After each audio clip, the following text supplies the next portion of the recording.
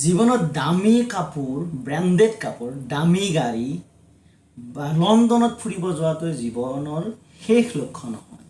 জীৱনটো যিহেতু মানৱ জীৱন যিহেতু ধৰিছোঁ আমি, গতিকে কিবা এটা কৰিব লাগিব। এই দামী কাপোৰ পিন্ধি আমি জীৱনটো শেষ কৰিব নোৱাৰোঁ। সকলোৱে আমি কি কৰোঁ যে কিবা এটা কৰিব লাগে, যিটো কাম কৰিলে আপোনাৰ পৃথিৱীখনে চিনি পায়, সেই বস্তুটো কিবা এটা কৰি যাওক। বিভিন্ন ধৰণৰ কাম কৰিব পাৰে, আপুনি সৰু সৰু কাৰোবাক হেল্প কৰিও আপুনি এজন হিৰ' হৈ যাব পাৰে। কিন্তু এই যে মই ব্ৰেণ্ডেড গাড়ী এখন কিনিছোঁ, বহুত টকাৰ গাড়ী এখন কিনিছোঁ, মই বহুত টকাৰ কাপোৰ এযোৰ কিনিছোঁ, যে মই ছাকচেছ লাইফটো, একো ছাকচেছ হোৱা নাই। আপুনি ভাবি আছে কিন্তু নিজকে বহুত বুলি ভাবি আছে যে মোৰ বহুত টকা আছে, গতিকে মোৰ লাইফত আৰু কি লাগে। নাই, আপোনাৰ বহুত কৰিব লগা কাম আছে। কি কাম কৰিব লগা আছে? জীৱনত যদি আপুনি নিজৰ জীৱনটো ছাকচেছফুল কৰিবলৈ বিচাৰে, তেতিয়াহ'লে আপুনি কিবা এটা কৰিব লাগিব।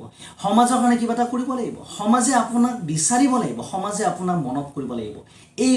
এই ধৰণৰ চিন্তাধাৰা আপুনি আগত লওক। এই চিন্তাধাৰাই আপোনাৰ জীৱনটো বহুত আগুৱাই লৈ যাব পাৰে। এইবিলাক বাকী চব মায়া, টকা পইচা, গাড়ী কাপোৰ, ঘৰ, এইবিলাক চব মায়া। খালি কিবা এটা কৰিব লাগিব। জীৱনটোক আপুনি এটা ভাল মূল্য হিচাপে দিব লাগিব, জানিব লাগিব সেইটো কৰিব।